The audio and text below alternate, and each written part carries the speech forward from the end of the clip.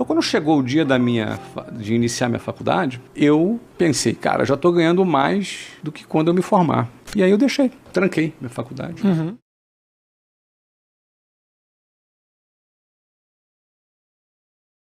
Eu era de uma família de classe média baixa, morava na periferia do Rio de Janeiro, no bairro Jabur. Dentro desse cenário, apesar de ser uma pessoa de classe média baixa, eu fui um adolescente que tinha mãe, tinha pai, tinha apoio familiar, não tinha grandes aspirações. Então não precisava de dinheiro. A primeira vez que eu lembro, que eu pensei, cara, eu preciso de dinheiro, foi quando eu me apaixonei por uma mulher. Eu não ia ficar pedindo dinheiro do meu pai, tinha recém sido expulso da escola, não é? Então eu tava meio sem moral em casa, você imagina? Eu pedi dinheiro pro meu pai para namorar, classe média abaixo. Então ali foi a primeira vez que eu pensei, cara, eu preciso ganhar dinheiro. Eu tinha 18, ela tinha 15, não dava BO nessa época. Uhum. E aí o que acontece? Eu cheguei à seguinte conclusão, cara, preciso ganhar dinheiro. Aí comecei a vender relógio. Pedi um relógio, vendi. Aí peguei o dinheiro, comprei outro relógio, aí comecei a vender relógio. Assim, formalmente para os meus amigos, para os vizinhos, para amigos da escola. E aí comecei a ter dinheiro. Não um dinheirão, né? Mas comecei a ter alguma grana. Quantos por cento você conseguia ganhar na venda de um relógio nesse momento? Acho que eu ganhava 100% de 100%? margem. Okay. Comprava por um preço, vendia pelo dobro. Pelo 100%. Okay. Formal, né? Inclusive é o seguinte, minha venda de relógio prosperou, cara. Comecei minha carreira internacional já aí. Dessa necessidade minha de ganhar dinheiro, eu peguei, cara, eu nunca participei de uma entrevista de emprego. Não sei como é que é isso. O que eu fiz? Bom, deixa eu arrumar um emprego aqui. Só pra ver, só pra ter uma experiência, um bico. Aí cheguei lá, na porta da empresa tinha uma fila rodando o quarteirão. Cheguei lá 8 da manhã, fui atendido meio-dia. Aí a pessoa me colocou, olha, por que você quer ser um executivo? E olha, sinceramente, eu nunca pensei em ser executivo, não. Na verdade, minha faculdade começa em agosto. Eu queria vir aqui só para ter uma experiência, ver como é que é e tal. Tá bom. Bom, conclusão, cara, ali era um treinamento de vendas. E eu comecei a vender curso de inglês. Era um curso de inglês no centro do Rio e eu comecei a vender curso de inglês. E nessa de vender curso de inglês, eu adorei vender. Falei, cara, isso é mais fácil que vender relógio. Eu não sabia falar inglês nessa ocasião, mas eu só vendi o curso. E eu trabalhava ali no aeroporto Santos Dumont, do telefone público. Aquele orelhão que a gente chamava na época. Você tinha um time de vendas de 10 pessoas, você não tinha 10 linhas telefônicas, um para cada vendedor. Vendedor ia para telefone público. Então eu trabalhava do orelhão de telefone público. De ficha telefônica. Não era nem cartãozinho, era ficha telefônica. Cartãozinho foi um grande avanço. A ficha telefônica você carregava no bolso, pesava no bolso. Agora você imagina você passar o dia inteiro trabalhando num telefone público com gente querendo ligar na fila.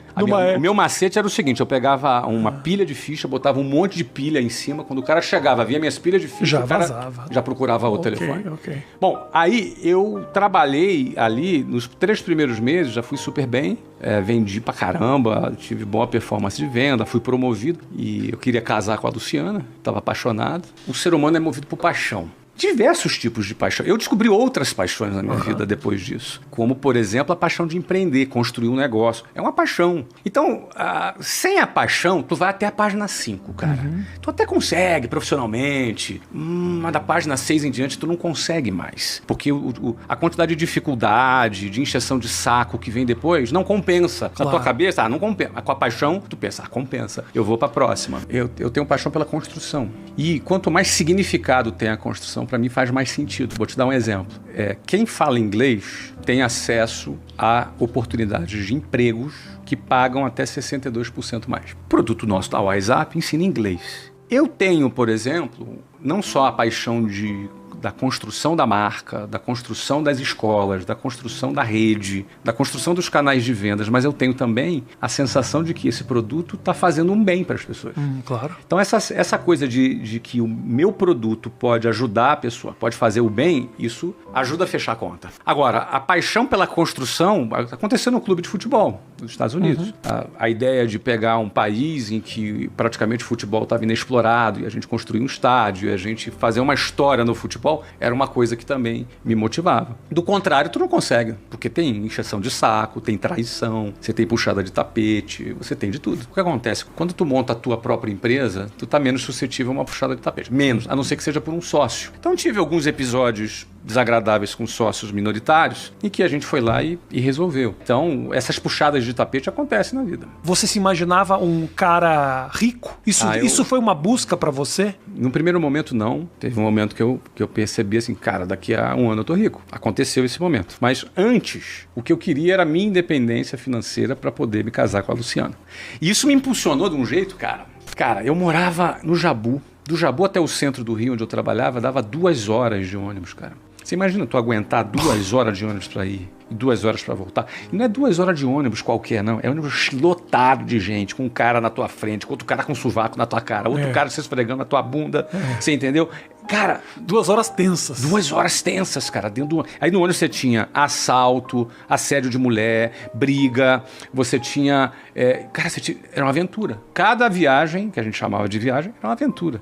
Cada viagem. Aí chamava de viagem. Por 2 horas, entendeu? E quando não era de ônibus, era de trem. Aí eu tinha que atravessar a favela Cavalo de Aço, andando, até a estação de trem de Senador Camará, para pegar o trem que vinha de Santa Cruz, lotado, até a Central do Brasil. Então, assim, a exclusão geográfica que eu chamo, né? É o cara que mora a 2 horas do trabalho. Então, por exemplo, eu chegava lá 8 horas da manhã para minha primeira reunião, eu tinha um amigo chamado Antônio, que morava no Leblon. Ele acordava às 7 horas da manhã, tomava café da manhã, suquinho de laranja, bonitinho, sentado na casa dele. Quando dava 8 horas da manhã, ele estava perfumadinho, chegava e sentava, olhava para mim e falava, bom dia, Flávio. A gente participava da mesma reunião. Eu tinha chegado em casa meia-noite, tá?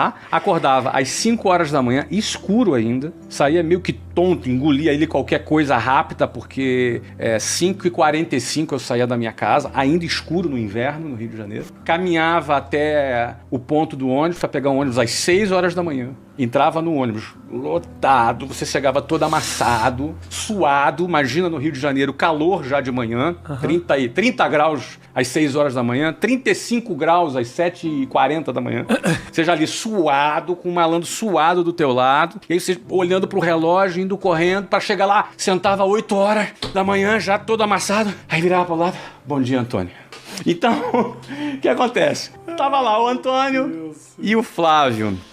Cara, a gente não partia do mesmo lugar. E aí, como é que era, por exemplo, ele que estava bonitão, combinando, gravatinha, combinando. Eu tinha uma gravata, 2 camisas, uma branca e uma rosa. Eu intercalava para não repetir roupa de forma alguma. Uma branca, uma rosa, uma branca, uma rosa. Uma única calça e um sapato. Sendo que no pé direito tinha um furo. E era um sapato meio... Sabe aquele sapato que tem negócio de ar? E aí, então, tinha um furo. Então, eu andava assim...